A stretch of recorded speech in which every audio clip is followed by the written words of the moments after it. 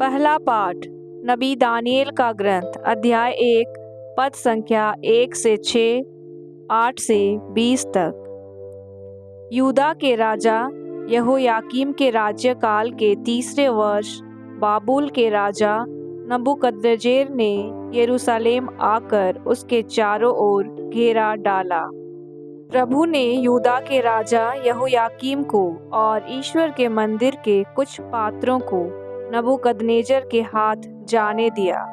उसने उन्हें शिनआर देश भिजवाया और पात्रों को अपने देवताओं के कोष में रखवा दिया। राजा ने खोजों के अध्यक्ष अशपनज को कुछ ऐसे इस्राएली नवयुवकों को ले आने का आदेश दिया जो राजवंशी अथवा कुलीन हों, शारीरिक दोष रहित, सुंदर, समझदार, सुशिक्षित, प्रतिभाशाली और राज दरबार में रहने योग्य हों। अशपनज ने उन्हें खल्दियों का साहित्य और भाषा पढ़ाई। राजा ने राजकीय भोजन और अंगूरी में से उनके लिए खाने पीने का दैनिक प्रबंध किया। उन्हें 3 वर्ष का प्रशिक्षण दिया जाने वाला था और उसके बाद वे राजा की सेवा में नियुक्त किए जाने वाले थे। उनमें यूदा वंशी दानिएल, हनन्याह, मिशाएल और अजर्या थे।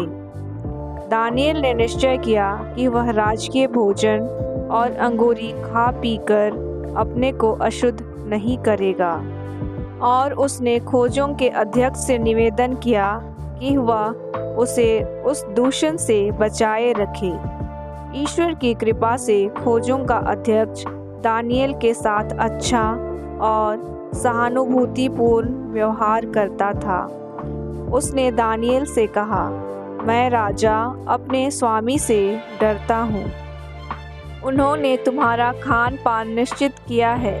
यदि वह देखेंगे कि समवयस्क नवयुवकों की तुलना में तुम्हारा चेहरा उतरा हुआ है तो मेरा जीवन जोखिम में पड़ जाएगा। उसके बाद दानिएल ने भोजन के प्रबंधक से, जिसे खोजों के अध्यक्ष ने दानिएल, हनन्याह, मिशाएल और अजर्या पर नियुक्त किया था, कहा, आप कृपया 10 दिन तक अपने सेवकों की परीक्षा लें। हमें खाने पीने के लिए तरकारी और पीने के लिए पानी दिलाएं। इसके बाद आप हमारा और राजकीय भोजन का सेवन करने वाले युवकों का चेहरा देख लें, और जो आपको उचित जान पड़े वही हमारे साथ करें। उसने उनका निवेदन स्वीकार कर लिया और 10 दिन तक उनकी परीक्षा ली।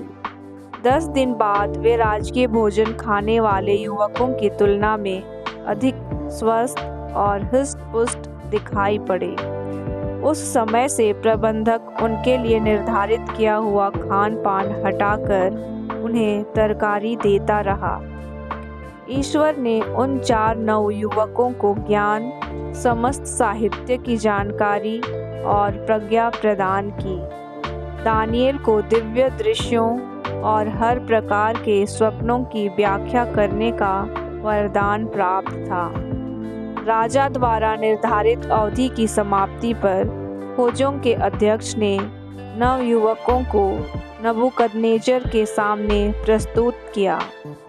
राजा ने उनके साथ वार्तालाप किया और उनमें कोई भी दानिएल, हनन्याह, मिशाएल और अजर्या की बराबरी नहीं कर सका। वे राजा की सेवा में नियुक्त हो गए। जब जब राजा ने किसी समस्या पर उनसे परामर्श लिया तो उसने पाया कि समस्त राज्य के किसी भी ज्योतिषी अथवा ओझा से उनकी प्रज्ञा और विवेक 10 गुना श्रेष्ठ था। प्रभु की वाणी। भजन अनुवाक्य। तेरी स्तुति निरंतर होती रहे। हे प्रभु, हमारे पूर्वजों के ईश्वर, तू धन्य है। तेरा महिमामय पवित्र नाम धन्य है। तू अपने महिमामय मंदिर में धन्य है। तू अपने राज सिंहासन पर धन्य है। तू गहराइयों की थाह लेता है, तू धन्य है। तू स्वर्ग की ऊंचाइयों पर धन्य है। जय घोष, हालेलुया। जागते रहो और तैयार रहो, क्योंकि तुम नहीं जानते कि किस घड़ी मानव पुत्र आएगा। हालेलुया। सुसमाचार। संत लूकस के अनुसार आज का पवित्र सुसमाचार, अध्याय 21, पद संख्या 1 से 4 तक। यीशु ने आंखें ऊपर उठाकर देखा कि धनी लोग खजाने में अपना दान डाल रहे हैं। उन्होंने एक कंगाल विधवा को भी 2 अधेले डालते हुए देखा और कहा, मैं तुम लोगों से सच कहता हूँ, इस कंगाल विधवा ने उन सबों से अधिक डाला है। उन्होंने तो अपनी समृद्धि में से दान किया है, परंतु इसने तंगी में रहते हुए भी जीविका के लिए अपने पास जो कुछ था वह सब दे डाला। प्रभु का पवित्र सुसमाचार।